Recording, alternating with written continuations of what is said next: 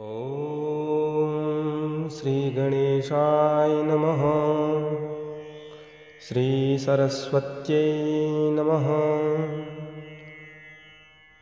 श्रीमातृपितृभ्यां नमः।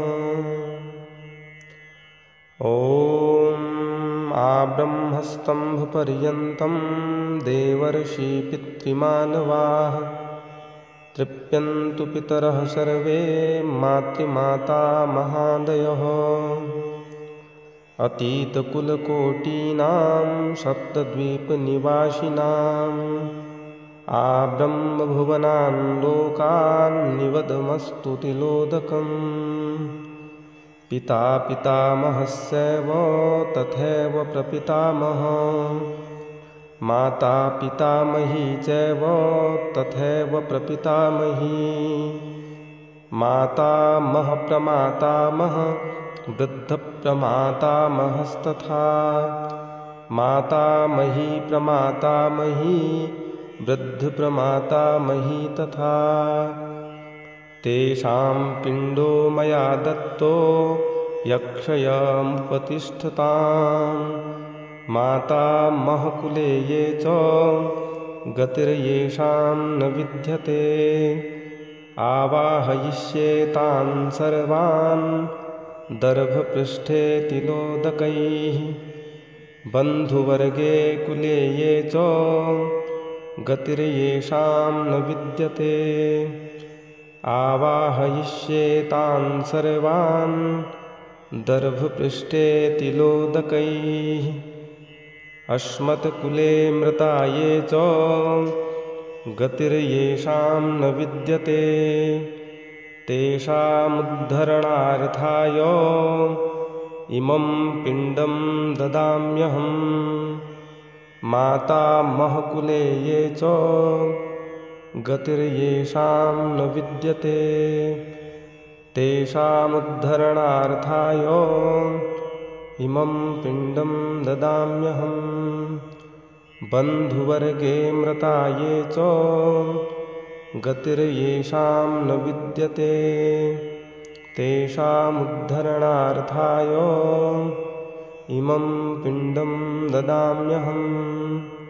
अजातदन्ता ये केचिद् ये च दर्भे प्रपीडिताः तेषामुद्धरणार्थाय इमं पिण्डं ददाम्यहम्। अग्निदग्धास्ये केचित् नाग्निदग्धास्तथा परे। विद्युच्चौर्हता ये च तेभ्यः पिण्डं ददाम्यहम्। दावादाहे मृता ये च सिंहव्याघ्रहतास्तु ये। दृष्टिभिः शृङ्गिभिर्वापि तेभ्यः पिण्डं ददाम्यहम्। उद्बन्धनमृता ये च विषशस्त्रहतास्स ये। आत्मपाघातिनो ये च तेभ्यः पिण्डं ददाम्यहम्। अरण्ये वत्मनि क्षुधया तृषया तथा भूतप्रेतपिशाचेभ्यः तेभ्यः पिण्डं ददाम्यहम्। रौरवे चान्धतमिश्रे कालसूत्रे च ये गताः तेषामुद्धरणार्थाय इदं पिण्डं ददाम्यहम्।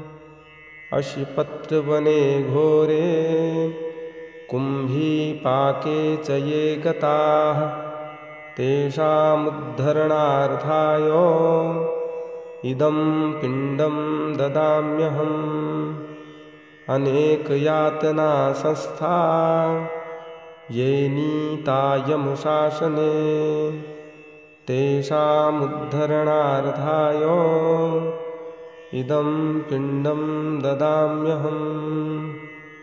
नरकेषु समस्तेषु यातनाषु च संस्थिता तेषामुद्धरणार्थाय इदं पिण्डं ददाम्यहम् पशुयोनितया ये च पक्षिकोटिसरीसृपाः अथवा वृक्षयोनिस्थाः तेभ्यः पिण्डं ददाम्यहम् जात्यन्तरसहस्रेषु भ्रमतः स्वेन कर्मणा मानुष्यं दुर्लभं येषां तेभ्यः पिण्डं ददाम्यहम् दिव्यन्तरिक्षभूमिस्थः पितरो बाध्यवादयः मृता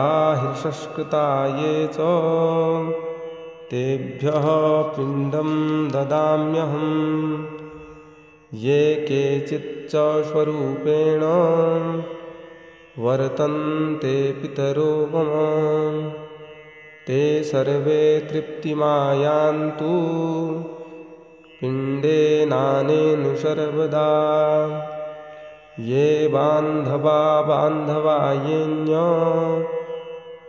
जन्मनि बान्धवाः तेषां पिण्डो मया दत्तो अक्षयमुपतिष्ठतु पितृवंशे मृता ये च मातृवंशे च ये मृताः गुरुश्वशुरबन्धूनां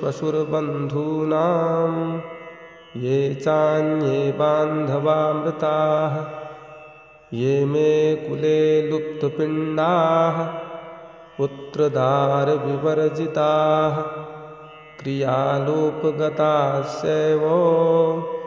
जात्यन्धाः पङ्गवस्तथा विरूपा आमगर्भास्स ज्ञाताः कुले मम तेषां पिण्डो मया दत्तो यक्षयमुपतिष्ठताम्